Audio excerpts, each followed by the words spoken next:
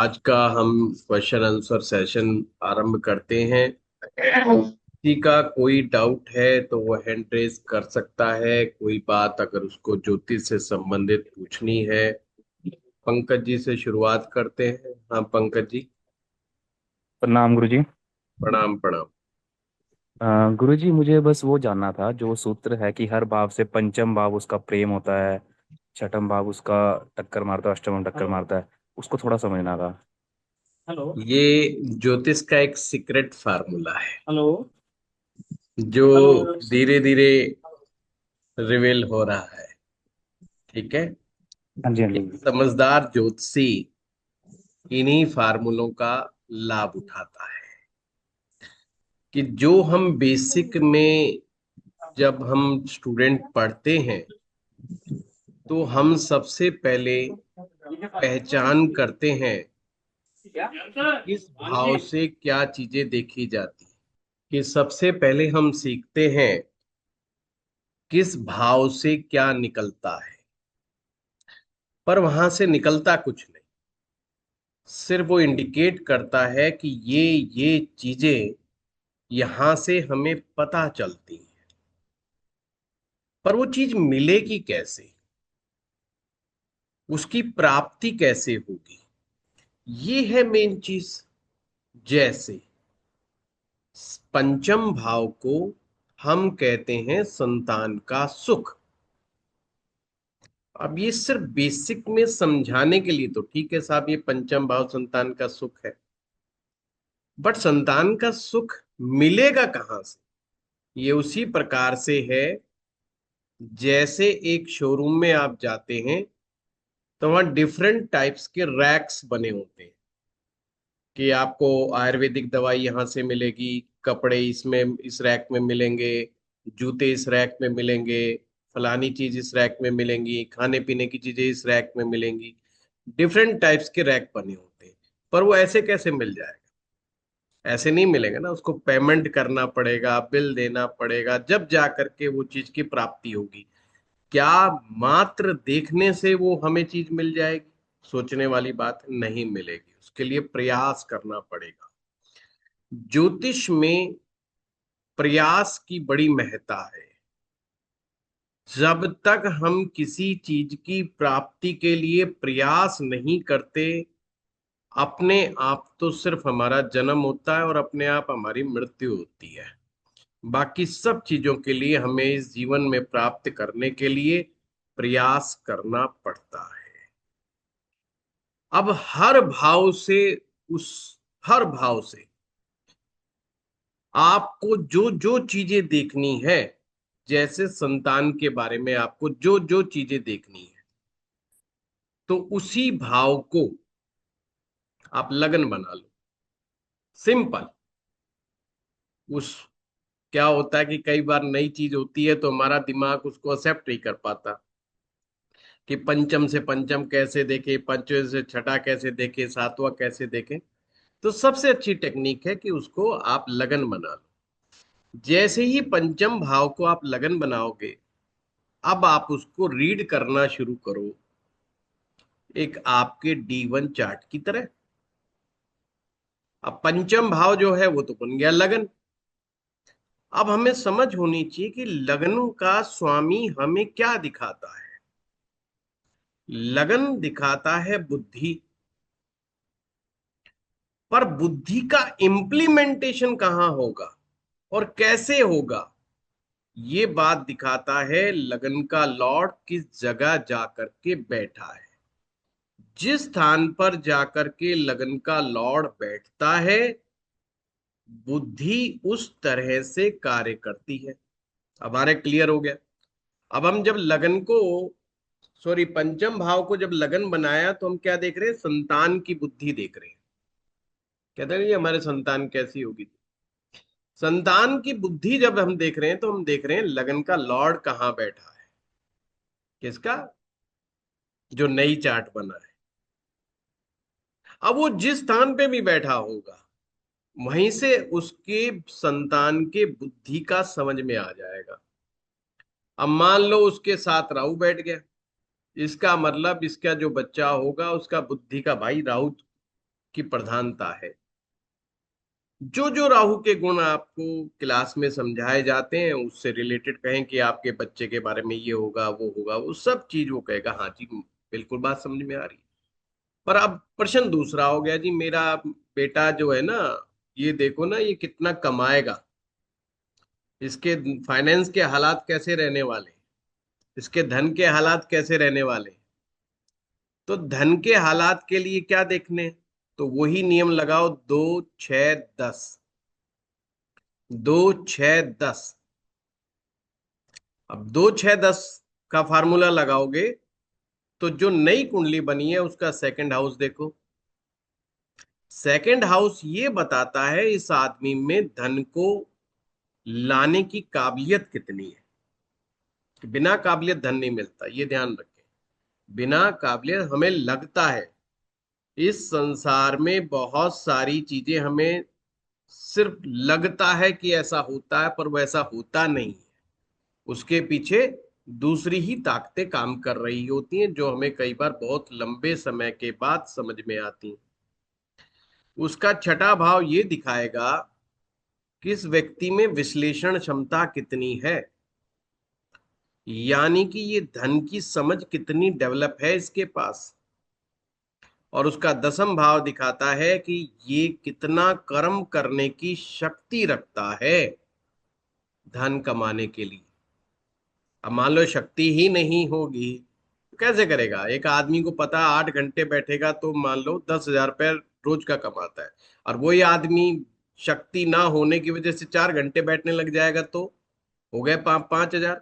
और वही आदमी अगर 12 घंटे बैठने लग जाएगा तो हो गया ज्यादा पैसा। तो ये शक्ति आएगी दसम भाव से। तो आप कर क्या रहे हो, आपने पंचम को लगन बनाया और आपकी हर चीज को देखते जा रहे हो।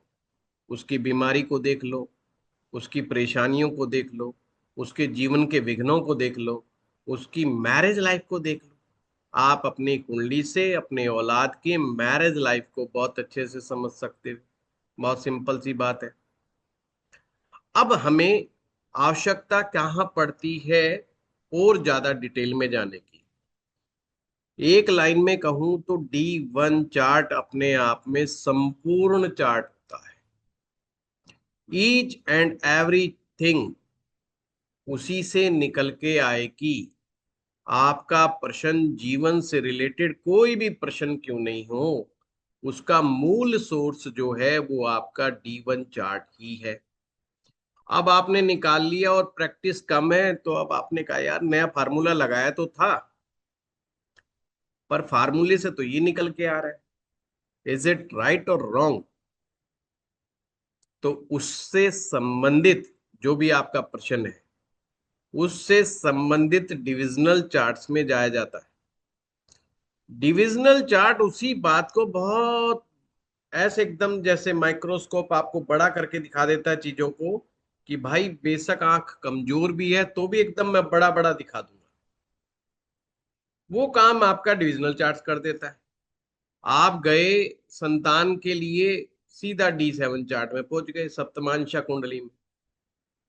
अगर आपको सप्तमांश कुंडली के नियम मालूम है कि सप्तमांश कुंडली देखते कैसे हैं, तो आप उन नियमों को लगाओगे। आप पाओगे यार जो 90% बात जो D1 बोल रहा है ना, वही बात ये बोल रहा है। 10% अंतर है। 10% अंतर किसका है, जो चीज पहले छोटी दिखाई दे रही थी वो बड़ी दिखाई दे रही है। बस इससे ज्यादा अंतर नहीं, यानी कि 100 की 100% वो चीज जो आई है वो आपको वहीं से ही आई है, अलग से कुछ नहीं आया। गुरुजी, एज पर लाल किताब भी हर भाव का पंचम भाव उसका नहीं नहीं प्रेम नहीं नहीं। हुआ। देखो अभी हम वैदिक की चर्चा कर रहे हैं तो वैदिक की करेंगे ना।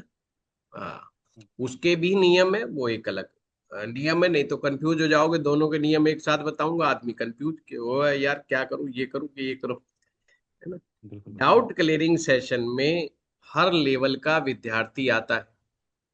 अगर वो बेचारा बेसिक लेवल का तो घबरा जाएगा, वो क्या खिचड़ी पका दी आचार्य जी ने। तो ये तो हम तो आए थे इस चक्कर में कि सबसे ज्यादा आसान पढ़ाते हैं ये।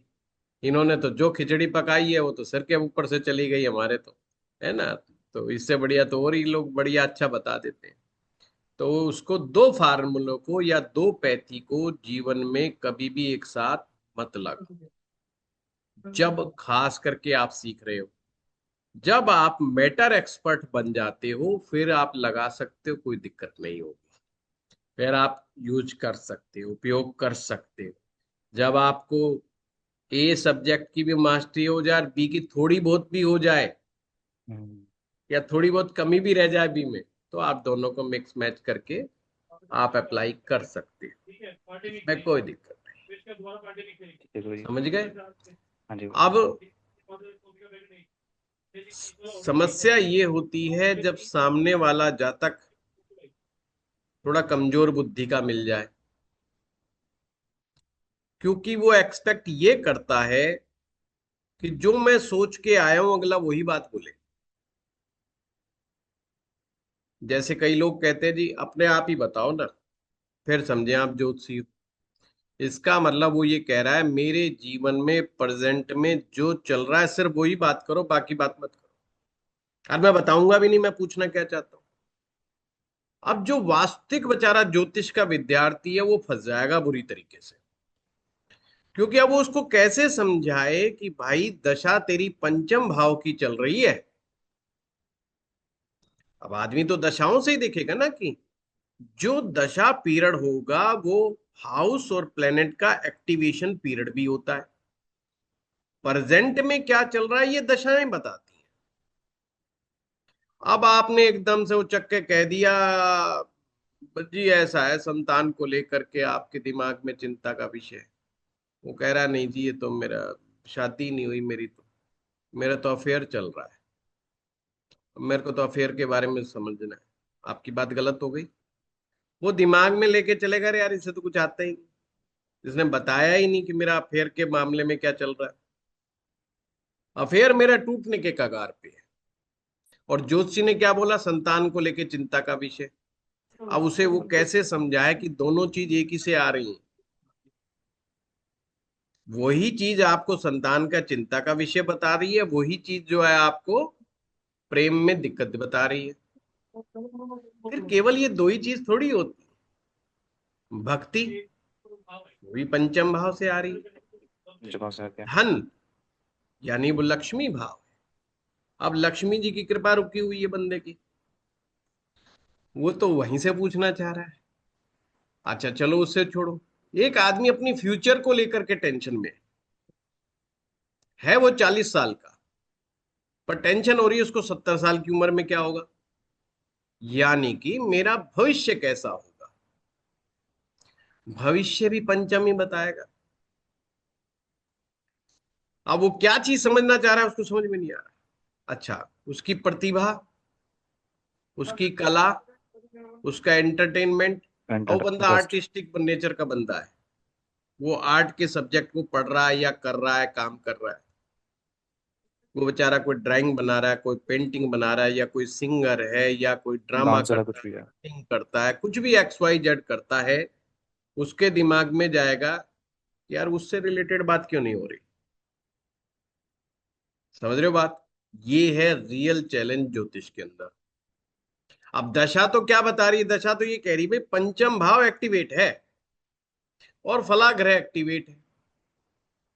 आप जितना ज्यादा अभ्यास करोगे तो अभ्यास से हमें ये पता चल जाता है जो ग्रह एक्टिवेट है वो किन चीजों का कारक है, और जो भाव एक्टिवेट है वो किस चीज का कारक है। उसका बीच का मार्ग ढूंढता है।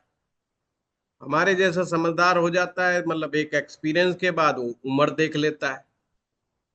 अब ऐसा तो है नहीं कोई 60 साल का बुजुर्ग आएगा और वो शादी ढूंढेगा सप्तम भाव की दशा चल रही है तो, ऐसा तो है नहीं। या वो कह दे जी प्रेम चल रहा है, वो रेयर होता है, रेयर। तो एक उम्र को समझना और उस उम्र में कौन सा ग्रह एक्टिवेट है उसका विश्लेषण करना, इट विल टेक टाइम। कभी कभी विद्यार्थी परेशान हो जाता है, अरे साहब मैंने फार्मूला लगाया नहीं लगा। भाई एक ही बार में लग जाएगा, अभी अभी सीखा भी अभी लग जाएगा। इसका मतलब तो आप सुपर इंटेलिजेंट आदमी, सुपर। उसको 10 बार 20 बार 25 बार 50 बार लगाना पड़ेगा। और विश्वास करना पड़ेगा कि फार्मूला काम करेगा, पर आपसे नहीं हो रहा। अरे भाई, बिजली का आविष्कार जब तक नहीं हुआ था, बल्ब का आविष्कार जब तक नहीं हुआ था, वो बेचारा 1,000 बार फेल हुआ। पर ऐसा थोड़ी कि बल्ब नहीं बनाया जा सकता था, बल्ब बनाया जा सकता था। पर जो जो फार्मूले वो इस्तेमाल कर रहा था, उपयोग कर रहा था, वो फार्मूले काम में नहीं आ रहे थे। मतलब जिस तरह से उनको लगा रहा था, जब उसने राइट वे में लगाया, वही चीज काम कर गई। अब हमें ये चीज को समझना होगा कि ये चीजें कैसे लगती हैं, अप्लाई कैसी होती है। अप्लाइड एस्ट्रोलॉजी बिल्कुल डिफरेंट है। जो कोर्सेज में सिखाया जाता है वो बेसिक सिखाया जाता है, और एडवांस के नाम पे सिर्फ एडवांस फार्मूला बताया जाता है। पर वो अप्लाई कैसे होगा, उसमें भी थोड़े थोड़े ट्विस्ट होते हैं। वो आपको निश्चित रूप से गुरु के आशीर्वाद से, या जिस टीचर से आप सीख रहे हैं उससे आपके संबंध कितने अच्छे हैं, कितना उसके, वो हमारे हरियाणा में कहते हैं, मन में कितना घुस रहा है। अब जिसके मन में गुजरा होता है वो बार बार लेके आएगा बेचारा, आज ही देखना गुरु जी मेरे से तो नहीं लगा, आज ही वो एक दिन आ गया जोश में, मैं बताता हूँ यार, ऐसे नहीं, ऐसे कर लिया कर इसको, बस। अब चीज तो उसे आई थी, बस उसे वो चीज घुमानी नहीं आ रही थी। वो पंचम भाव भी समझ रहा था, वो कारक भी समझ रहा था, कुछ समझ सारी चीज रहा था, बस उसको ऐसे घुमाना नहीं आया। बस जैसे ही वो घुमाएगा, अपनी संतान से रिलेटेड आप इतने प्रश्न सोच भी नहीं पाओगे, वो चीज आपको वहीं से पता लग जाएगी। ऐसे ही स्पाउस का है। परंतु जब प्रश्न उठा था कि पंचम से पंचम क्या देख रहे हैं, पंचम से पंचम तो संतान का प्रेम देख रहे हैं। और संतान से प्रेम कैसे होगा, आपके 3 बच्चे, आप सबसे ज्यादा प्रेम किससे करोगे? ये नेचुरल चीज है कि तीनों से प्रेम करोगे, बट सबसे ज्यादा किससे करोगे? जब ये प्रश्न आएगा तो उसका एक ही फार्मूला है, जो बच्चा आपकी बात ज्यादा मानेगा, ज्यादा आपको स्वीकार करेगा, आपके साथ लड़ाई नहीं करेगा, झगड़ा नहीं करेगा, आपको यस मैन की तरह काम करेगा, आपको सबसे प्रिय वही रहेगा। और बुजुर्ग आदमी भी यही काम करता है, वो देखता है कौन सा बच्चा ऐसा है जो तेरी बात को टालता कम है या नहीं टालता। जो बच्चे अपने माँ बाप की बात को नहीं टालते, वो ऑटोमेटिक उनके दिल में होते हैं। अब यूं तो दिल में सारे हैं, मारना तो कोई नहीं चाहता, चाहे बच्चा नालायक ही क्यों ना हो। हर बाप कहता है साले पढ़ने दे, जा बाप, तो यूं कह के टाल देगा। बट मन के अंदर नहीं है। जब उसके दिल से पूछो, यानी उसके हृदय में क्या चल रहा है, क्या उसको संतान सुख की प्राप्ति है, तो हमें सोचना हो। जब वो कहेगा हाँ यार, मेरा बेटा जो, आई लव माई सन, भाई लव का तो जिस दिन पता चलेगा, जब वो जवान होगा। उससे पहले तो बाप हर बेटे को चाहेगा, 3 बेटे और तीनों को बराबर चाहेगा। हर बेटे के लिए प्रयास करेगा, एजुकेशन में, कैरियर में, कि मैं सबको चमका दूं, मैं तीनों को एकदम बना दूं। वहां तक वो कोई भी गड़बड़ नहीं कर रहा है। पर जब वो कमाने खाने लग जाते हैं, शादियां करते हैं, उस समय जब वो एनालाइज करता है कि किस बेटे ने मेरी बात को सबसे ज्यादा इम्पोर्टेंस दी है, और अगर वो बात नहीं मान रहा है पर लॉजिक भी दे रहा है, समझा रहा है, झगड़ा नहीं कर रहा है, बातचीत कर रहा है, बाप समझता है कि यार बेटा इंटेलिजेंट है। ध्यान रखें, प्रेमी व्यक्ति तो पहले से ही झुकने को तैयार रहता है।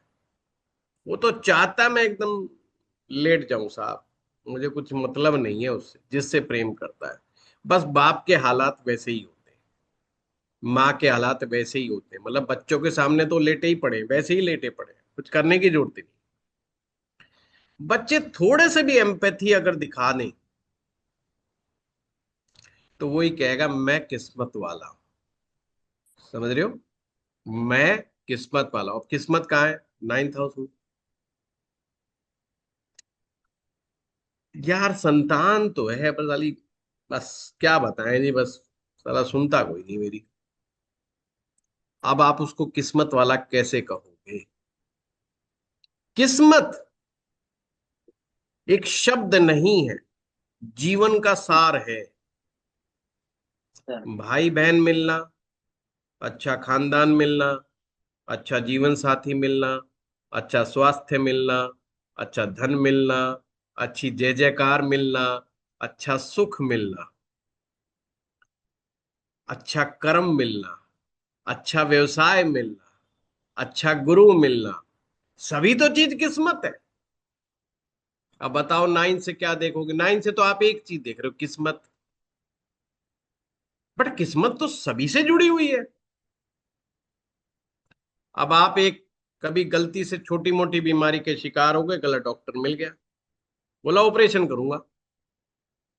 अब आपको तो अक्ल है नहीं उस चीज की बारे में, किसी को भी नहीं होती। वो कर दिया ऑपरेशन, बाद में पता चल ये तो गलत कर दिया। तो हम क्या कहेंगे? यार किस्मत खराब थी, हमारा ही लक खराब था कि ऐसा गलत डॉक्टर मिल गया, यही तो बोलेंगे हम। तो इसका मतलब किस्मत तो अस्पताल में भी काम कर रही है, किस्मत तो डॉक्टर से मिलने पर भी काम कर रही है। एक अच्छा ज्योतिषाचार्य आपके जीवन में है या नहीं, किस्मत तो वहां पर भी काम कर रही है। आपके जीवन में गुरु है कि नहीं, वहां भी किस्मत काम कर रही है। किस्मत अच्छी होगी तो आपका अच्छा व्यक्ति मिलेगा जीवन में। किस्मत ही अच्छी नहीं होगी, वो कहां से मिल जाएगा? आपको सलाहकार ही गलत मिलेंगे। गलत सलाहकार वो काम करवा सकता है जो जीवन में आप नहीं सोच सकते। मतलब जो खुद से भी आप करो बेवकूफी भरे से कारनामे, वो भी शायद बढ़िया कर लोगे, पर गलत सलाहकार मिल जाए वो क्या करवा देगा, भगवान भरोसे। अब जैसे ही कहा भगवान भरोसे, भगवान भी तो नवम में बैठे हैं। अब हम कहेंगे जी भगवान कैसे मिलेंगे, तो सब कहेंगे भक्ति करो भगवान मिलेंगे। क्योंकि भक्ति ही भक्त को भगवान से मिलाती है। भक्ति ही तो तत्व है एक, जो भगवान से मिलाने का सार है। अब वो आ रही है पंचम भाव से। पर क्या भक्ति ऑटोमेटिक हो जाएगी या करनी पड़ेगी? तो फिर आएगा जी करनी पड़ेगी। पर करने में क्या करना है? फिर आएगा जी भगवान से प्रेम करना है। अच्छा ऐसी कोई भक्ति होती है जिसमें भगवान से प्रेम ना हो? भगवान 100 रुपए चढ़ा के जा रहा हूं, देखो वृंदावन आया हूं, 2,000 रुपये तो किराया भाड़े में खर्च कर दिए, 2,000 रुपये की धर्मशाला भी ले रखी है, बच्चे भी लेकर आया हूं, देखो 10,000 रुपये का मामला है, और ये हो गया गड़बड़ मामला। अगर नहीं मिला तो देख ले, फिर देख अगली बार देख ले, तेरी मेरी तो मामला ही खत्म है। ये समझ ले तू बात। अगर ऐसा कोई कहता है तो क्या ये भक्ति है? तो सारे कहोगे आप, नहीं नहीं नहीं, ये तो व्यवसाय है जी, तो बिजनेस है जी, ये भक्ति नहीं है ना। भक्ति का मतलब ही प्रेम है। और प्रेम कहां से आ रहा है? पंचम से। तो आप ढूंढ क्या रहे हो कि भक्ति कर तो रहा है पर उसमें प्रेम है कि नहीं है? तो प्रेम तो पंचम में है, तो पंचम से पंचम नवम। जैसे ही भक्ति में प्रेम होगा, या आप ये कह सकते प्रेम के बगैर भक्ति होती ही नहीं। जब ये कनेक्शन बनेगा, जो कुछ है मेरे ठाकुर जी हैं, जब मैंने जीवन सौंप दिया, जो करेंगे मेरे लिए बेस्ट करेंगे, इसे कहते हैं भक्ति मीन सरेंडर। दोनों हाथ खड़े कर दिए, हमारे सनातन में होता है ना लास्ट में हम हाथ खड़े कर देते हैं, हर हर महादेव हर करते हर महादेव। हैं, हाँ जय जी, हाँ श्री जी। राम करते हैं, ठाकुर जी करते हैं, हम ऐसे हाथ खड़े कर देते हैं ना मंदिर में दोनों। बट मीनिंग, मीनिंग है इसका कि हमने सरेंडर कर दिया है। देखो हमारी बुद्धि काम नहीं करेगी और हमें अपने ऊपर कोई खास विश्वास है नहीं, हम टोटल सरेंडर कर रहे हैं। It's mean he is activating पंचम भाव। वो पंचम भाव को एक्टिवेट कर रहा है। जैसे ही पंचम को एक्टिवेट होगा तो उसको नवम में जो चीज बैठी है उसका परिणाम मिल जाएगा। आपका बुढ़ापा कैसा बीतेगा? हम कहेंगे किस्मत अच्छी होगी तो बढ़िया बीतेगा, किस्मत खराब होगी तो साला औलाद निकम्मी होगी तो पता नहीं क्या करेंगे दूसरे मेरा। यही तो होता है एक जनरल भाषा में। अब औलाद भी पंचम से आ रही है और किस्मत नवम से आ रही है। कौन डिसाइड कर रहा है किस्मत कैसी है? तुम्हारी औलाद डिसाइड कर रही है कि तुम्हारी किस्मत कैसी है। तुम्हारा बुढ़ापा डिसाइड कौन करेगा? तुम्हारी औलाद तुम्हारा बुढ़ापा डिसाइड करेगी। तुम्हें वृद्ध आश्रम में रहना है या घर के अंदर टाइमली चाय मिलेगी और बढ़िया बढ़िया पकवान, 2 बार बेटा पा के पूछेगा पापा क्या चाहिए? बाप कहेगा यार मेरे को तो सस्ते में एक चश्मा दिला दे। बोला नहीं बाप, तुमने लाखों रुपए कमाया जीवन में, करोड़ों रुपए कमाया, हम पर इतना लगाया, और जब मैं चश्मा 20,000 रुपए का पहन रहा हूँ, 25,000 रुपए का पहन रहा हूँ, तुम 2,000 रुपए का चश्मा कैसे पहन सकते हो? You are greater than me. आप मुझसे बड़े हो, मुझसे महान हो, जो मैं करूंगा मुझसे बेस्ट मैं आपको दूंगा। बाप क्या सोचेगा? बाप है यार मैं भगवान कितना लकी हूं यार, देख कैसी औलाद है। मैं 2,000 रुपए का मांग रहा हूँ, पट्टा 20,000 रुपए की बात कर रहा है। बाप फिर भी कहेगा नहीं नहीं नहीं नहीं बेटा, इतना महंगा नहीं। वो उसका प्रेम है। प्रेम में कोई किसी से कुछ नहीं चाहता। एक्चुअल में पंचम भाव इज अनकंडीशनल लव। पंचम भाव आपके अनकंडीशनल लव को दिखाता है। अब पंचम से पंचम में पहुंच गए नवम। नवम में क्या कंडीशन लगाओगे? लगा के देखो, कुछ लग भी जाए तो धक्का नहीं लगता। भाई नवम में तो कहते हैं भगवान बैठे हैं, ईश्वर का आशीर्वाद। लगा लोगे कंडीशन? ईश्वर आशीर्वाद दे भी दे तो ऐसे ऐसे आशीर्वाद नहीं मिलता। जो लोग नास्तिक हैं उनके लिए ईश्वर का क्या? जो ब्रह्मांड है, जो आपकी ब्रह्मांड की ताकत है, जो आपका यूनिवर्स है, उसके साथ कनेक्शन होना ही ब्रह्मांड की ताकत जो है, उसके साथ जो कनेक्शन बनता है वही परमात्मा का आशीर्वाद है। आप इस शून्य से मांग क्या रहे हो? फिर वही वाली बात है, प्रेम होगा तो मांग में सच्चाई होगी। अक्सर हम यही गलती करते हैं, हमारी मांग सच्ची नहीं है। हम मंदिरों में चले जाते हैं, मांगते क्या है? वो मांग हमारी सच्ची नहीं होती, मांग झूठी होती है, बेवकूफी भरी मांगे होती हैं। भगवान क्या पता ज्यादा सोच के बैठा हो हमारे लिए। हमारे पंडिताई में ना एक चीज बड़ी विख्यात है कि जो दातार है, यानी ऐसा यजमान जो सक्षम है, समर्थ है, उससे कभी फीस मत बताओ। जब आप कर्म कांड करने जाओ, अरे पंडित जी आना, सत्यनारायण की कथा करनी है, पंडित जी क्या लोगे, क्या दक्षिणा रहेगी? तो समझदार पंडित जी जो है ना, वो चतुर है, कहेंगे अरे साहब आपसे क्या, जो खुशी से दे दोगे वो लेंगे। मन को मोह लिया। वो जानता है दक्षिणा इंसान अपनी इज्जत बचाने के लिए देगा, अगर उसमें दम है तो। दम ही नहीं है तो बात ही अलग है। अब वो देखता है कि अरे इसमें दम तो दूसरे में है नहीं, मतलब महाकंजूस आदमी है। पहले बोलेगा भाई सुन ले मेरी बात, 2,100 रुपए देगा तो मैं आऊंगा, नहीं तो किसी और को पकड़ ले। पता है उस आदमी का, ये तो दिन खराब कर देगा मेरा। तो वो भी जब सक्षम व्यक्ति होता है, सामर्थ्यवान व्यक्ति होता है, वहां पे दक्षिणा नहीं मांगता। वो कहता ही नहीं कितना दे दे। और हम परमात्मा को एक तरफ कहते हैं शक्तिशाली, सामर्थ्यवान, सर्वत्र, और फिर कहते हैं पंडित देखना जी, ठाकुर जी देना इतना, इतना तो करी दो, लोन तो दिलाई दो, फिर लोन चुकाई दो, फलाना करी दो। है, भगवान से ऐसा मांगो भगवान भी फंस जाए। है ना, हमारी जो तमाम पुराण है, हमारे उपनिषद हैं, ये पढ़ने क्यों अच्छी बात है? इनमें कहानियां तो बेतुकी हैं। बेतुकी का मतलब वो चमत्कारी टाइप की लगती है। बोला ऐसा थोड़ी होता है, उसने आकाश की तरफ देखा और कहा हो जा बरसात, और बरसात होगी, ऐसा थोड़ी होता है।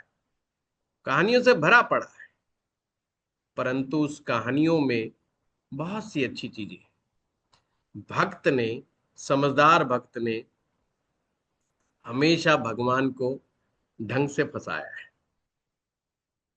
ढंग से फंसाने का मतलब क्या, भगवान भी सोचने में मजबूर है कि पट्टा है बहुत समझदार, इसका मतलब लायक वर है, देना चाहिए तो देगा। हम डिमांड छोटी छोटी बातें लेकर के पहुंच गए भगवान के पास, साहब ये क्या हो गया, वो क्या हो गया, ये कर दो, वो कर दो, फलाना कर दो, ढिमकाना कर दो। कभी जाके बोलो कि आपके दरबार में आ गए हूं, अब और इससे ज्यादा चाहिए क्या? और जो चाहिए वो तुम जानो, मुझसे बेटर जानो। मैं तो पता नहीं क्या मांग लूंगा गधेपने में। तो जो मुझे चाहिए वो तुम अच्छे से समझते हो, बस दे देना। कब देना? जब आपकी मर्जी हो, जब आपको लगे इस बच्चे के लिए सही समय है देने का, जब दे देना। ये सही मांग, सही मांग है। जब बाप कहे बेटा प्रॉपर्टी तेरे नाम करा ले, बोला पापा जब तक आप बैठे हो प्रॉपर्टी कहाँ जानी, जब मन करे जब दे, अभी जल्दबाजी मत करो। मुझे आपकी ज्यादा चिंता है, मुझे आपकी सिक्योरिटी और स्टेबिलिटी की ज्यादा चिंता है। आप सारा मेरे नाम मत करो, आप अपने बुजुर्गियत के लिए भी रखो। कल को पता नहीं मेरी वाइफ कैसे आ जाए। क्योंकि जितने भी वृद्धाश्रम चल रहे हैं, मुझे कहने में कोई गुरेज नहीं, 90% महिलाओं का हाथ है। जिस दिन महिलाएं सोच लेंगी इस देश से बुजुर्ग आश्रम खत्म होने चाहिए, उसी दिन खत्म हो जाएंगे। आदमी अधीन हो जाता है, तो बेचारा क्या करे, गृहस्थी को बचाए, क्योंकि उसका प्रेम तो प्रेम संतान में। वो अपने बच्चों को बचाए कि अपनी गृहस्थी को बचाए, तो माँ बाप की कुर्बानी दे देता है।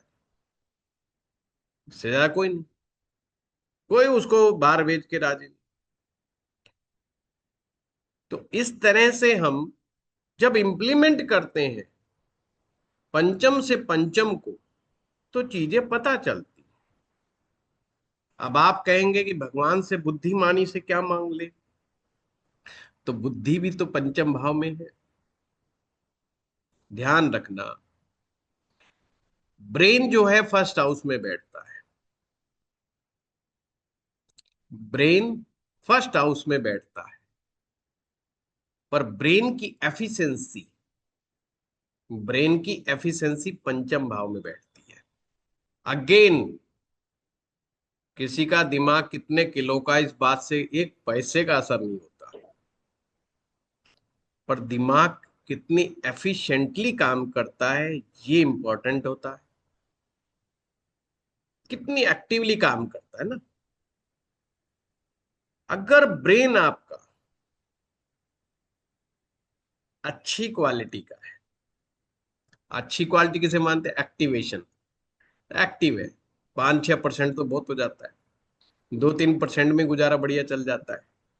पर अच्छी क्वालिटी का मतलब जितना हो सकता है वो एक्टिव होने को रेडी है, वो पंचम भाव है। उसका फंक्शन पंचम का वृद्धि भाव, यानी कि छठा भाव। अब उसकी वृद्धि कैसे मानेंगे, मतलब कैसे जांचेंगे, कैसे परखेंगे भाई कितना बढ़िया काम करता है। एक आपको मशीन दी जा रही है, गारंटियां दी जा रही हैं, साहब बहुत बढ़िया, साहब बहुत गजब की मशीन है। जब तक प्रयोग नहीं करके देखेंगे आपको कैसे समझ में आए।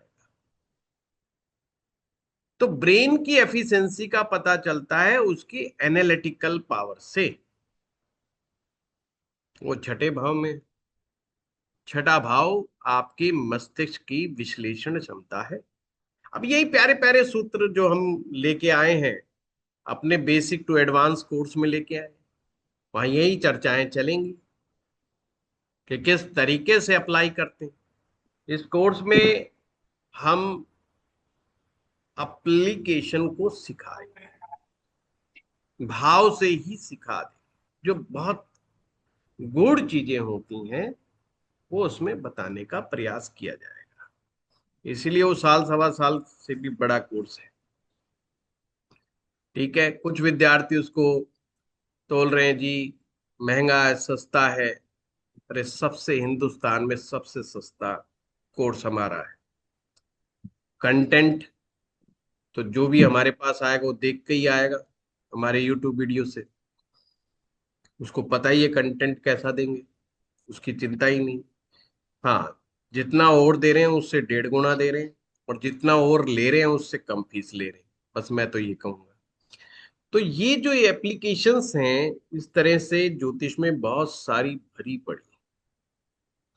किस चीज को किस तरह से देखा जाए, ठीक है। अब एक आरूढ़ लगन का कंसेप्ट है। आरूढ़ लगन क्या कहता है? वो कहता है भाई धन कैसे आएगा? बोले धन ऐसे आएगा जैसी आपकी इमेज होगी वैसा धन आएगा। बड़ा प्यारा कंसेप्ट है। आप पैसा नहीं कमाते साहब, ये गलत फहमी है। आपकी इमेज पैसा कमाती है। हम लोग, विद्यार्थी लोग कहते हैं कि जब मैं हमारे पास कई बार कंसल्टेशन के लिए आते हैं तो हम रत्न बताते हैं, तो मैं अक्सर नहीं बोलता हूँ कि यार तू मेरे से ले ले, हम बात बता के साइड में हो जाते हैं। परंतु जो बहुत सारे लोग ऐसे हैं, कहेंगे आचार्य जी आप ही दे देना। भाई मैं कहाँ से लाऊं? नहीं आचार्य जी आपसे ही लेंगे। अच्छा भाई फिर तो है हमारे पास, अगर तुमने इमेज हमसे ही मैटर। लेना फिर तो है। 24 घंटे अवेलेबल है रतन, बढ़िया मिलेंगे बेस्ट क्वालिटी में। अब वो बेचारा दूर बैठा हुआ है, वो किस आधार पर उस चीज को ले रहा है, ये भी सोचने वाली बात है। मेरी इमेज के आधार पर वो बेचारा बिलीव कर रहा है। अगर उसमें हम 2-4 हजार रुपये कमा रहे हैं रतन, तो मैं नहीं कमा रहा, मेरी इमेज वो पैसा कमा रही है। तो धन कहाँ से आएगा? आरूढ़ लगन से पता चलेगा धन कैसे आएगा। कितने फेमस है आप, है वहां से धन आएगा। तो ये चीज है, ठीक है। चलो पंकज जी का हो गया सवाल। त्रिभुवन सिंह जी, धन्यवाद गुरु जी। सर नमस्ते सर। सर नमस्कार। त्रिबल शुद्धि क्या होती है सर? ये क्या केवल मैरिज से पहले करवाई जाती है? और सर तीन ग्रह, शुद्ध। 3 ग्रह, त्रिभुवन जी 3 ग्रह, सूर्य चंद्र और गुरु, जो कि मैरिज लाइफ के लिए जरूरी है, उनका विश्लेषण करना, उनका उनकी रेमेडी करना, वही है। जी सर, मैरिज से पहले करवाई जाती है हाँ, या कभी भी कोई इसके भी? बारे में आप क्लास से बाद में मुझसे पूछेंगे तो मैं ज्यादा अच्छा बता पाऊंगा, नहीं तो क्लास वो मंत्र साधनाओं में चली जाएगी। ठीक है। ठीक है सर। ठीक चलिए, है। धर्मेश मेहता जी। प्रणाम गुरु जी। प्रणाम प्रणाम। हाँ, आवाज आ रही है? हाँ बिल्कुल, अब ज्यादा तेज आ हाँ। रही है। हाँ, अच्छा गुरु जी, मैं पहली बार आपको ज्वाइन किया। आपका यूट्यूब चैनल तो मैंने बहुत देखा था। तो मैं ठीक ये है। जानना चाहता हूँ कि कोई मतलब ज्योतिष कैसे सीख सकता है, क्या उसके योग होते हैं और वो आगे उसका कैसे यूज कर सकता है? मैं सीख सकता हूँ क्या, और आगे देखिए, मैं उसका यूज कर सकता हूँ क्या? बड़ा अच्छा प्रश्न है। सीख कैसे सकता है और कौन सीख सकता है? मैं वैदिक ज्योतिष से बड़ा प्यारा एग्जांपल देता हूँ। हम्म। अगर आपको सटीक तरीके से समझना है कि जो शोर शॉर्ट सीखेगा ही सीखेगा, 4 ग्रह है जो इंसान को ज्योतिषी बड़ा अच्छा बना देते हैं। हम्म। पहला है सूरज। सूरज जो है, सूरज के आशीर्वाद से व्यक्ति ज्योतिष की व्याकरण को बड़े अच्छे से समझ लेता है। दूसरा ग्रह है गुरु। गुरु के आशीर्वाद के बिना ये विद्या सही ढंग से सीखी नहीं जा सकती। बोर्ड लगा लो, डिग्रियां लगा लो, उससे कुछ होना जाना नहीं। जब व्यक्ति खुद का एनालाइज करेगा तो कहेगा यार वास्तविकता तो ये है कि हमें आता नहीं। तो गुरु हो गया। तीसरा है राहु। राहु का काम है इंफॉर्मेशन इकट्ठी करना। जो आजकल आप चैट जीपीटी से और गूगल से करते हो, ये काम राहु का। बस कौन कौन सी किताबें इकट्ठी करनी है, कौन कहाँ से इंफॉर्मेशन कहाँ से जुटानी है, ये राहु आपको मदद करता है। केतु आपकी इंट्यूशन की पावर को बताता है। अभी 4 ग्रह हो गए। अब इसको नवमांश कुंडली में जाकर देखो कि लगन, पंचम और नवम, ये 3 हाउस ऐसे हैं। अगर इन 3 हाउस में ये 4 ग्रहों में से कोई भी एक बैठा हो तो व्यक्ति ज्योतिष सीखेगा ही सीखेगा। जीवन के किसी ना किसी मोड़ पर आकर के वो अकल्ट साइंस में घुसेगा ही घुसेगा। समझ में आई बात? अब वो अप्लाई कैसे करेगा? जितना उसका सूर्य और गुरु अच्छा होगा उतना ही वो ईमानदारी से अपने सब्जेक्ट के साथ जाएगा।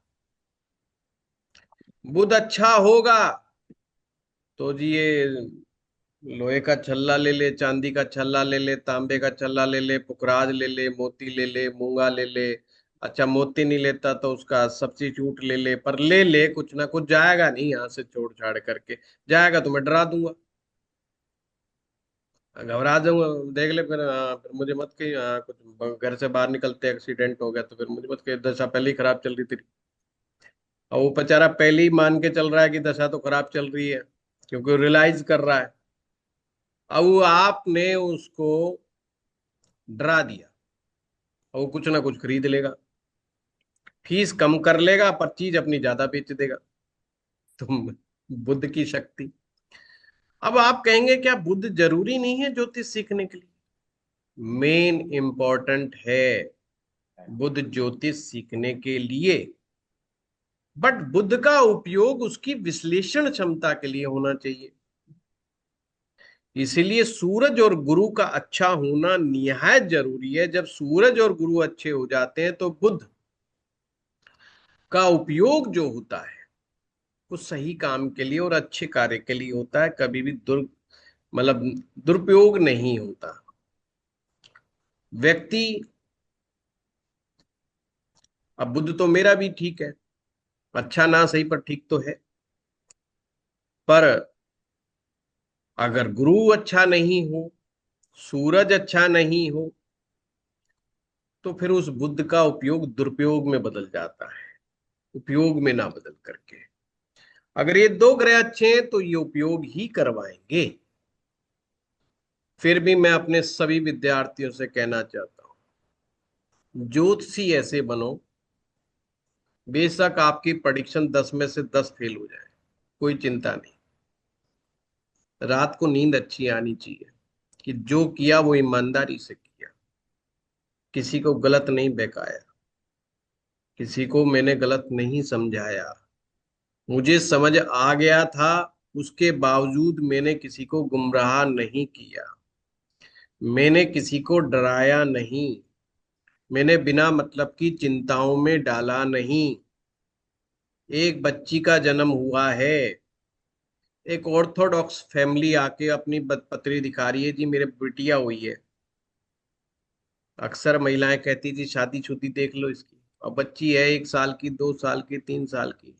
आपने डरा दिया, अजय तो लव मैरिज करेगी, भाग के करेगी छुरी शादी।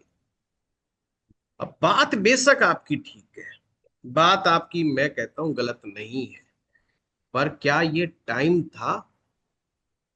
और वो जब जब भी देखेंगे वो छोरी भागेगी, उसका ध्यान रखो, उसका ध्यान रखो। ध्यान करते करते उसके लिए तो बेचारी के लिए जेल कर दी तुमने।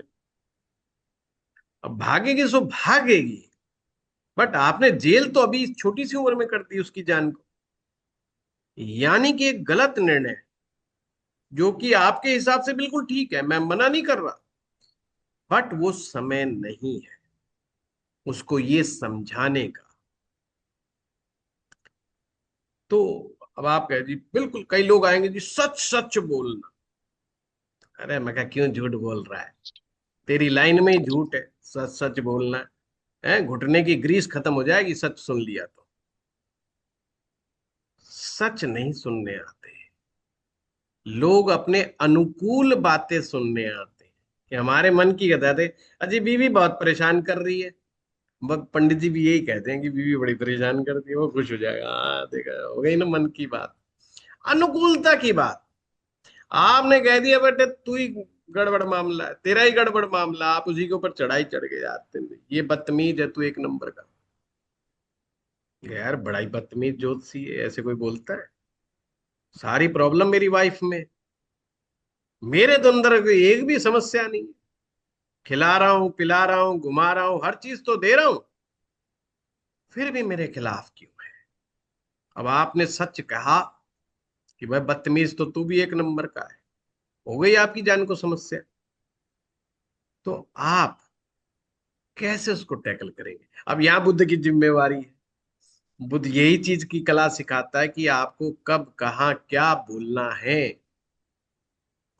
पर बुद्ध जब सूरज और गुरु के अंडर में होता है तो आपको इसका सदुपयोग सिखाता है। हमने उस मर्द को भी बोलना है कि देख तेरी कमियां हैं, माना कि तेरी कुछ योग ऐसे हैं जिसमें पत्नी का स्वभाव ठीक नहीं, पर तेरे को तेरी कमियां सुधारनी है, उसकी कमियों की तरफ मत दे। उसकी काउंसलिंग कैसे करो कि वो एक क्लैरिटी लेकर के जाए? उसको क्लियर तो उसे करना क्या है? वो तो तलाक लेने को तैयार बैठा है। अब बताओ क्या करोगे आप? ही इज रेडी, वो तो दुखी है वो तो। पर दुख का मूल कारण भी तो समझाना पड़ेगा ना। भाई उसके बाद क्या? भाई उसके बाद तो दूसरी मैरिज है, पर क्या दूसरी मैरिज करने से उसका मूल कारण खत्म हो जाएगा? तो वो बात एक कान से सुननी, दूसरे से निकल जानी जी, सच सच बताना, सच सच। छाती मैंने जी एकदम पक्की कर रखी है, कद्दू पक्की कर रखी है? 25 साल हो गए हैं देखते देखते, पक्की छाती वाले। पर मैं ये बोलता नहीं, आप लोगों को तो बोल रहा हूँ, उसको नहीं बोल रहा कि भाई तुम गलत बोल रहा हूँ। हाँ हाँ बिल्कुल बिल्कुल, चिंता ना कर तू, बिल्कुल एकदम सच्ची सच्ची ले, है ना? तो सच्ची सच्ची का मतलब होता है थोड़ी सी समझदारी से काम लेना, उसके मन की बात भी करनी है बेचारे की। अब ये भी नहीं कहना कि तू दुखी नहीं, दुखी तो है जब तो आपके पास आया है, नहीं तो क्यों आता हुआ? समझना भी है खुद को, समझाना भी है खुद को, उसको भी समझाना है। अगर एक ज्योतिषी के ये सब्जेक्ट की बहुत डीप पकड़नी होगी, अगर आप पति पत्नी की बात कर रहे हो और पति पत्नी के संबंध क्या है, आइडियल संबंध क्या होने चाहिए और मिलते क्या है, उसमें अगर आपको क्लैरिटी नहीं होगी तो दुख होगा। एक गाड़ी जब नई लॉन्च होती है तो कहती है 25 किलोमीटर पर लीटर आपको मिलेगा जी। आपने रोड पे चलाई, 20 मिली, झटका लग गया। अरे भाई वो 25 किलोमीटर तो उसने एक स्पेशल कंडीशन में टेस्ट की थी, वो प्रैक्टिकली थोड़ी मिलेगी।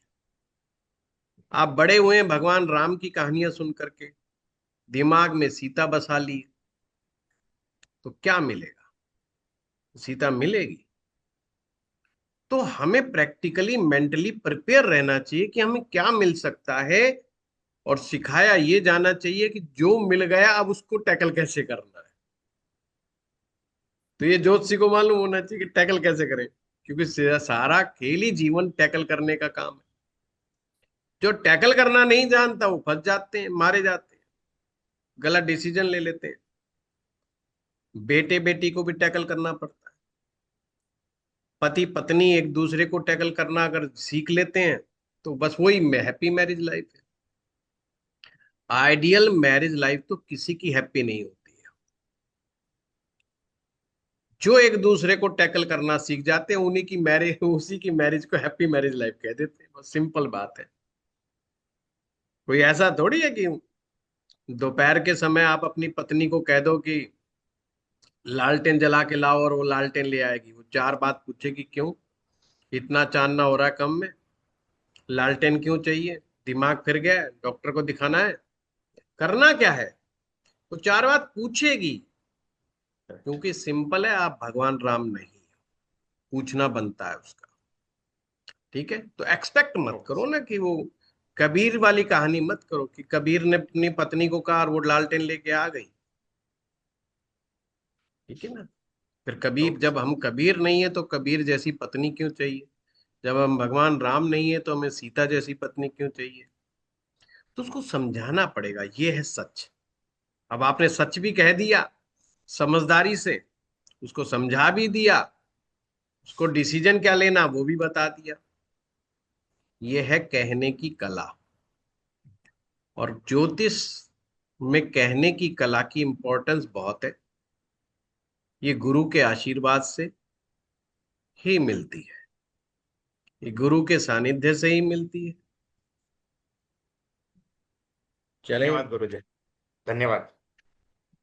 ठीक है। हाँ, योगेश अग्रवाल जी, गुरु जी प्रणाम। प्रणाम। गुरु जी, प्रश्न मेरा ये था कि जो कुछ लोगों को किराए की आमदनी बहुत अच्छी होती है, तो वो किस एकादश भाव से देखेंगे, कैसे देखेंगे? नहीं, कुछ किसी लोगों को एक भाव से मकान पड़े आमदनी, हुए हैं लेकिन योगेश जी, आमदनी नहीं होंगे। जी। योगेश जी, किसी एक भाव से कुछ चीज नहीं समझ में आती। ना जी। केवल दूसरे से, ना केवल पांचवें से, ना केवल नौवें से, ना केवल 10वें से, ना केवल 11वें से। जी। ये कम्बो पैक है। जब तक वो सारी चीज अप्लाई नहीं करेंगे, भाव भावेश और कारक को अप्लाई नहीं करेंगे, अदर्स टूल को अप्लाई नहीं करेंगे, ये समझ में आएगा ही नहीं। अभी मैंने आरूढ़ लगन का कंसेप्ट बताया कि व्यक्ति की इमेज, अब उसकी इमेज ही जीरो है, कौन उस पर पैसा लगाएगा? एक घोड़ा बढ़िया नहीं है, ये सब जगह बात फैल गई कि ये घोड़ा बढ़िया नहीं दौड़ता, कौन उस पर दाम लगाएगा? कोई नहीं लगाएगा। इमेज अच्छी होनी चाहिए, इमेज क्लीन होनी चाहिए। आप नेक्स्ट प्रधानमंत्री किसको देखना चाहते हैं? तो दिमाग में आएगा जिन जिन लोगों की इमेज अच्छी है, आप उनको प्रधानमंत्री बनना देखना चाहते हो। सिंपल सी बात है। आपके दिमाग में ये इमेज है कि ये आदमी एफिशिएंट हैं, निर्णय क्षमता इनकी अद्भुत है, ये अलग हट करके सोच सकते हैं, आप उनको बनाना चाहोगे। सिंपल सी बात है। तो इमेज भी तो पैसा कमाती है ना? ठीक है। तो ऐसे बहुत सारी चीजें, कोई एक चीज से हम नहीं देख सकते। चलिए, ओके जी। Ritu thank you. Arya ji. Hello. हाँ जी। गुरुजी, जैसे सारे घरों के उपाय होते कि स्पेशल किसी जगह पे ही जाके ही होते हैं। तो लोग तो कहते हैं जैसे मंदिर वाले उपाय हो जाते हैं, हरी घास वाले भी आसानी से हो जाते हैं, वीरान वाले भी हो जाते हैं, लेकिन जो जल प्रवाह करने वाले उपाय होते हैं वो मुश्किल हो जाते हैं, नहरें बहुत दूर दूर है। तो इसका सर कोई ऑल्टरनेटिव है बताने के लिए? बहुत सारे अल्टरनेटिव होते हैं, कोई एक तरीका नहीं है ना। मेरा उपाय वाला वीडियो जरूर देखना, यूट्यूब के ऊपर अवेलेबल है। लाल किताब में मैंने 7 तरीके बताए हैं। 7 तरीकों से ग्रह का इलाज किया जा सकता है, अकॉर्डिंग टू द सिचुएशन। जी। जरूरी नहीं कि जल प्रवाह वाले वाला ही उपाय हो। जल प्रवाह वाला उपाय वहां बढ़िया रहता है जहां पर नहरें हो, नदियां हो, है ना, समुद्र हो। इसलिए अक्सर मैं पूछता हूँ जब मेरे से कोई कंसल्टेशन करता है, भाई सी कहाँ से आए हो, कौन आपके शहर में आसपास है क्या? अगर वो कहता है हाँ जी बहुत ही नजदीक है, हम कहते हैं चल भाई ठीक है कर ले। तो बहुत सारे ऑप्शन है। हाँ, वही इसलिए क्योंकि सबसे ज्यादा दिक्कत इसी उपाय में आती है, नहरें बहुत दूर दूर है गुड़गांव जैसे शहर में हाँ तो। नहीं, जरूरी नहीं है, जरूरी नहीं है। गुड़गांव जैसे शहर में नहीं है तो कोई बात नहीं, और कोई उपाय कर सकते। शोभा गुप्ता जी। जी। जी प्रणाम गुरु जी। प्रणाम। जैसे आपने बताया कि शुक्र अगर 12th हाउस में आ जाए, वो भी अगर राहु या केतु के साथ आ जाए, तो उसमें भी डायबिटीज का कुछ देखेंगे प्रॉब्लम? बिल्कुल। जैसे शुक्र, बिल्कुल। शुक्र तो जी, शुक्र तो के उससे क्या कमजोर मतलब? होने से, शुक्र कमजोर हो जाए किसी भी कारण से, ये चीज समझ लो। जी। शुक्र एक ऐसा ग्रह है जो हमारी हैप्पीनेस का प्रतीक है, कि हम गलत परिस्थितियों में भी अनुकूलता कैसे ढूंढते हैं, हम परिस्थितियों के अनुसार अपने को अनुकूल बनाने में कितना सक्षम हैं, वो डिसाइड करता है कि आपका शुक्र का लेवल क्या है। सिंपल सी बात है कि ये डी आपका नाइन। शुक्र किसी भी ग्रह से पीड़ित हो जाएगा तो डायबिटीज के चांस बढ़ जाएंगे। पर अदर फैक्टर्स को भी देखना जरूरी है। D9 में अगर ये प्रॉब्लम है तो स्पाउस से रिलेटेड भी प्रॉब्लम देख सकते हैं। बिल्कुल बिल्कुल बिल्कुल, डायबिटीज में स्पाउस प्रॉब्लम इन्वॉल्व है। जो पति पत्नी साथ बैठ करके प्रेम भरी वार्ता नित्य नहीं करते, मीन्स बैठ के प्यारी प्यारी बातें करना, चाय पीना साथ में इकट्ठा, घूमने का प्लान बनाना, चाहे जाए ही ना, है झूठी सच्ची कहानियां करते रहें, चल अब की बार बाली चलते हैं, अब की बार इंडोनेशिया चलेंगे, अब की बार फलाने जगह चलेंगे, मंसूरी चलते हैं, वे जाओ चाहे ना जाओ, पर अगर एक दूसरे की बातों में रस ले रहे हो, डायबिटीज वैसे ही नहीं होनी। खाए जाओ समोसे, कुछ नहीं होना, है ना। अब है तुम चुड़ैल टाइप की है तू, तो वो कह रहा है तू बेकार है, तू राक्षस प्रवृत्ति का आदमी है, बस हो गई शुगर। बस शुगर की शुरुआत यहीं से होती है। शुगर मैंने मीठा, यानी कि जीवन में मिठास कम हो गई है, तो शरीर कहेगा और चाहिए शुगर भाई इसको, है। जीवन की मिठास कम होना ही डायबिटीज है। अब शुगर की जब बात आए, तो ये देखो जीवन में मिठास कहाँ से आ सकती है? रिश्तेदारों से, मान लिया रिश्ते नातों से, रिलेशनशिप से सबसे बढ़िया मिठास आती है। क्योंकि रिलेशन केवल मिठास ही नहीं देता, अपितु स्टेबिलिटी और सिक्योरिटी भी देता है लाइफ की। अगर आपके चाचा आपको बहुत अच्छा मानते हैं, पसंद करते हैं, और आपके उनसे बड़े अच्छे प्रेम संबंध है, तो आपको एक, और वो बड़े ताकतवर है, तो आप उनकी ताकत को अपने साथ महसूस करेंगे। तो प्रेम संबंध स्टेबिलिटी सिक्योरिटी को भी एहसास कराते हैं।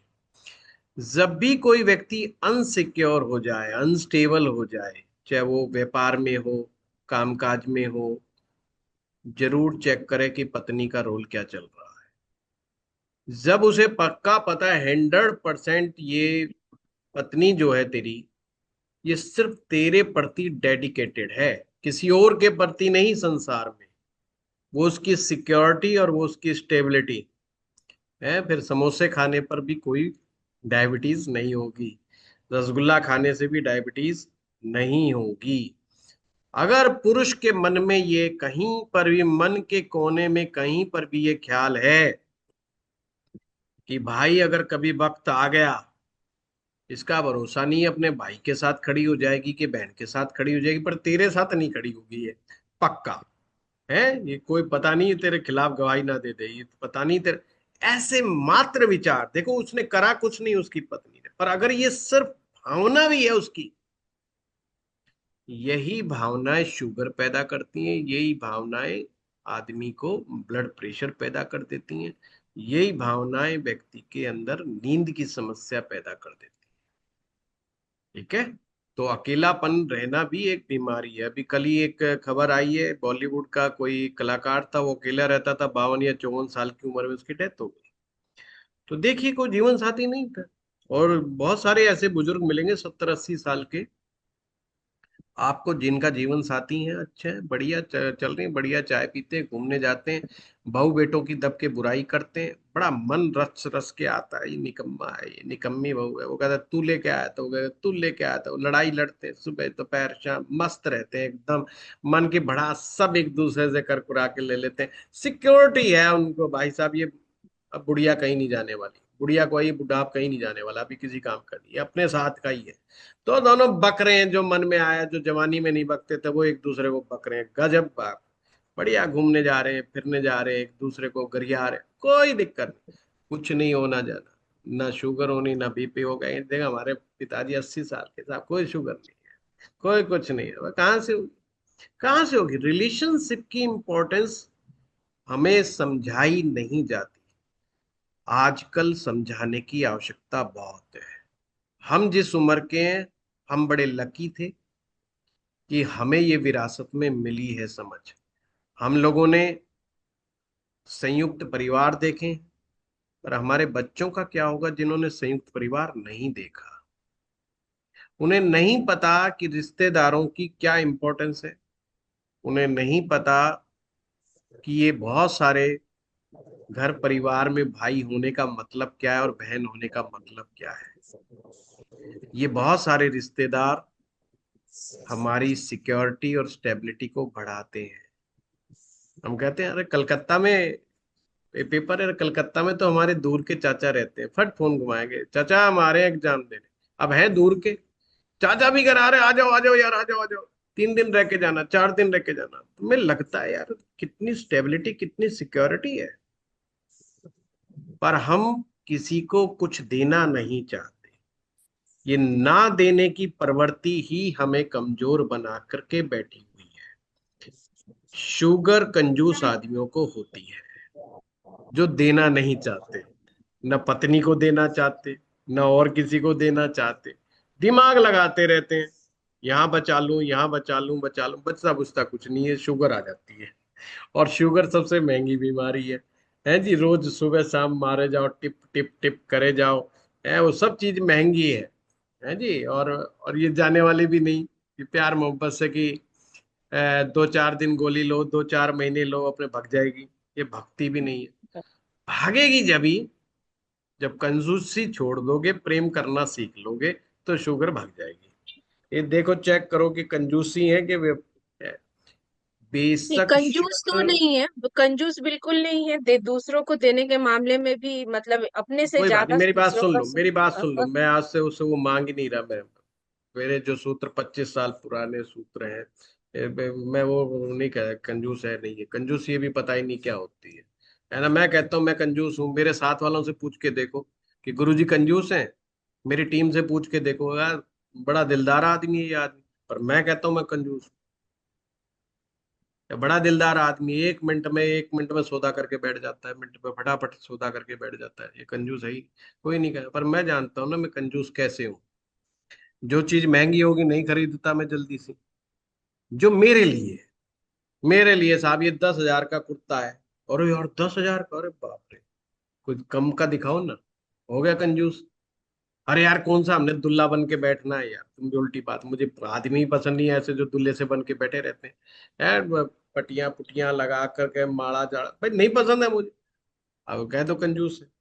अब मुद्दा ये नहीं कि मेरे अंदर खरीदने की ताकत नहीं है, देने की ताकत नहीं, देने की ताकत है। जब देने की बात आती है, तो जब देता हूँ घबरा जाते हैं बेचारे कि ये दे कैसे रहा है। बट पर्सनली कितना कंजूस, वो मैटर करता है कि आप अपने लिए, अपने कपड़ों के लिए, अपने उनके लिए क्या करते हो क्या नहीं। चलो वो दूसरी बात है। बट जिन लोगों की कुंडली में भी शुक्र और राहु, शुक्र केतु, या शुक्र नीच राशि में या किसी पाप ग्रह से पीड़ित हैं, उन्हें 2 चीजों पे काम करना होगा। मैंने तो काम कर लिया भाई, पर्सनल कंजूस हूँ, होता रहो, मैं बाहर तो नहीं हूँ। तो बस बचे हुए हैं, बचाव में है कि कोई कहता तो नहीं है, ना पत्नी कहती, ना बच्चे कहते, ना और कहते कि पट्टा कंजूस है। ये तो मैं ही मान के चल रहा हूँ कि मैं कंजूस हूँ, क्योंकि मैं बच्चों को जब दिलाता हूँ तो मैं उसके मामले में कंजूसी नहीं करता। मैं अपने से बेस्ट दिलाता हूँ, बीवी को अपने से बेस्ट दिलाता हूँ। मैं अपने लिए नहीं खर्च पाऊँ तो उसके लिए जरूर खर्च कर देता हूँ। तो भाई वो भी नहीं मानती, ना बच्चे मानते, ना रिश्तेदार मानते, ना अड़ोसी पड़ोसी मानते। वो कहते हैं साहब गजब आदमी ये तो, ये काहे का कंजूस है। तो हमने उस पर काम कर लिया। प्रेम और कंजूसी 2 चीजों पे वर्क करना लग जाओ, शुगर भाग जाएगी। नहीं करोगे तो लगे रहो वो डिप डिप में, है, लगे रहो। चलिए, धन्यवाद। गुरुजी, अगर D1 में मतलब शुक्र राहु या शुक्र केतु साथ है, लेकिन D9 में वैसा नहीं कॉम्बिनेशन बन रहा है, तब वो क्या बेटर D1 से कंडीशन हो ही गया? सारी चीजें निकलती हैं।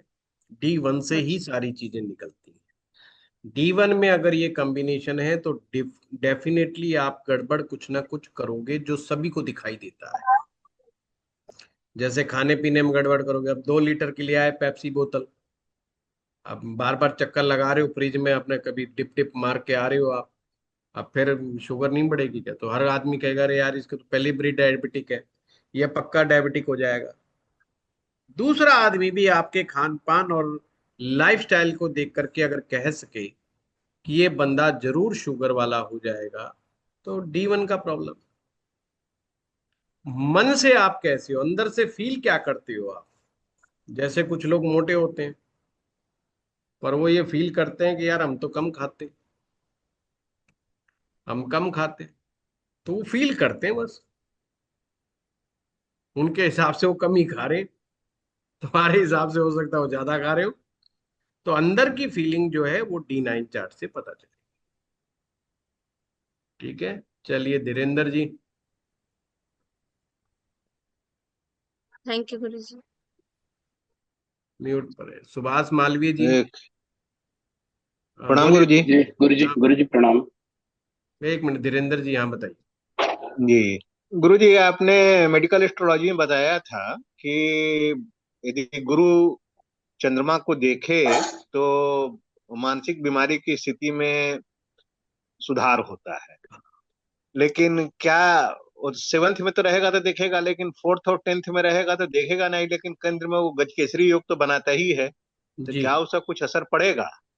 गज केसरी योग से बहुत अच्छा असर पड़ता है धीरेन्द्र जी, पर स्ट्रेंथ जी को चेक करना बहुत जरूरी जी है ना। वो जब ही असर करेगा जब स्ट्रेंथ में अच्छा हो। अगर गुरु चंद्र साथ बैठे हैं, दोनों में से किसी की भी एक स्ट्रेंथ कमजोर हो जाएगी तो मामला गड़बड़ हो जाएगा, जी। तो उतना अच्छा परिणाम नहीं होगा। हम्म। ठीक है। क्यों? जी हाँ सुभाष जी। गुरु जी प्रणाम। आवाज आ प्रणाम। रही है गुरु जी? हाँ जी, हाँ जी। गुरु जी जैसे आपने बताया था कि गुरु की कृपा होना बहुत जरूरी है, तो हम्म। दीक्षा भी ली जाती है गुरु की, जैसे और जी, जैसे आप पढ़ा रहे हैं, आप भी गुरु हैं, तो जैसे मंत्र दिया जाता है कोई गुरु से, तो उससे कृपा प्राप्त होती है या ईश्वर की प्रेरणा से होती है या कृपा तो गुरु सुभाष जी, तत्व को ठीक कर? कृपा जी तो श्रद्धा से प्राप्त होती है जी कि गुरु। आप कितनी श्रद्धा रखते हैं अपने जी गुरु में, आप कितनी श्रद्धा रखते हैं गुरु के द्वारा दिए गए वचनों में, आप कितनी श्रद्धा रखते हैं गुरु के द्वारा दिए गए मंत्र में। आपकी श्रद्धा ही आपको आगे लेके जाती है। जी केवल गुरु बनाने से, केवल गुरु मंत्र ले लेने से कुछ नहीं होता। ठीक है। अजर बंधु, गुरु जी प्रणाम। प्रणाम।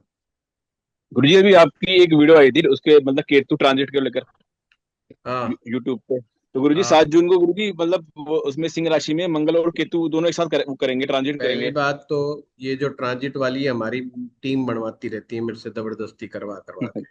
मैं जो है ऐसी ट्रांजिट वाली वीडियो बना के राजी नहीं हूँ, पर भैया जी क्या करे, टीम भी जो है ना परेशान कर देती है।